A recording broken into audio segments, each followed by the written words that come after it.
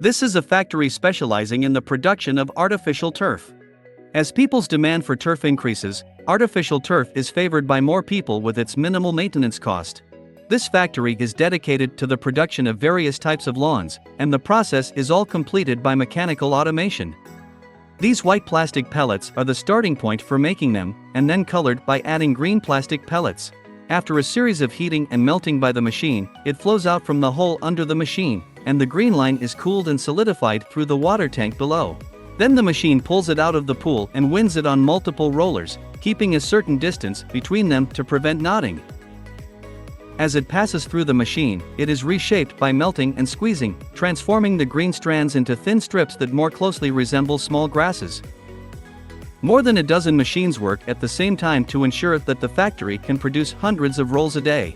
After the spools are finished, the workers take them down and transfer them to another workshop, where there is a white plastic tube on each shelf. This plastic pipe is mainly to prevent the lawn from knotting during the production process. The worker attaches hundreds of threads to the sewing machine and starts it up. The machine works extremely fast. It has as many as 250 needles, and can complete dozens of rows of sewing work in 1 minute. The machine sews the green thread and the black mesh, and the outline of the lawn is produced. During the period, workers will conduct quality inspection and repair on the same batch of lawns. These lawns are sent to a large reel device to confirm that the lawns have sufficient toughness.